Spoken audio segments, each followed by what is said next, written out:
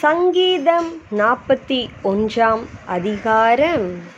சிறுமைப்பட்டவன் மேல் சிந்தையுள்ளவன் பாக்கியவான், தீங்கு நாளில் கர்த்தர் அவனை விடுவிப்பார்.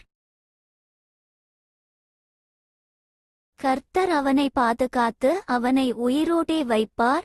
பூமியில் அவன் பாக்கியவானாயிருப்பான். அவன் சத்துருக்களின் இஷ்டத்திற்கு நீர் அவனை ஒப்புக்கொடீர். படுக்கையின் மேல் வியாதியாய் கிடக்கிற அவனை கர்த்தர் தாங்குவார். அவனுடைய வியாதியிலே அவன் படுக்கை முழுவதையும் மாற்றிப் போடுவீர்.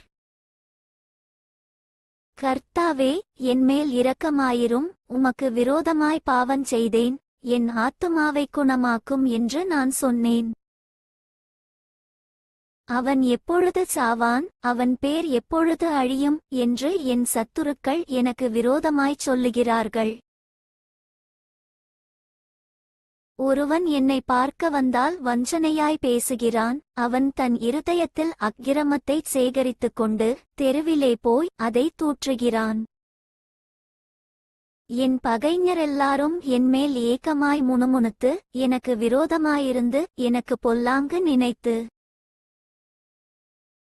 தீராவியாதி அவனை பிடித்துக் கொண்டது. படுக்கையில் கிடக்கிற அவன் இனி எழுந்திருப்பதில்லை என்கிறார்கள். என் பிராண சிநேகிதனும் நான் நம்பினவனும் என் அப்பம் புசித்தவனுமாகிய மனுஷனும் என்மேல் தன் குதிகாலை தூக்கினான். கர்த்தாவே, நீர் எனக்கு இரங்கி நான் அவர்களுக்குச் சரிக்கட்ட என்னை எழுந்திருக்க பண்ணும்.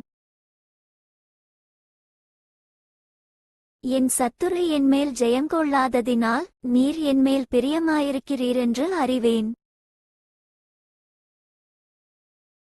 நீர் என் உத்தமத்திலே என்னை தாங்கி என்றென்றைக்கும் உம்முடைய சமூகத்தில் என்னை நிலைநிறுத்துவீர். இஸ்ரவேலின் தேவனாகிய கர்த்தர் அநாதியாய் என்றென்றைக்கும் உள்ள சதாகாலங்களிலும் ஸ்தோத்திரிக்கப்படத்தக்கவர். ஆமென், ஆமென்.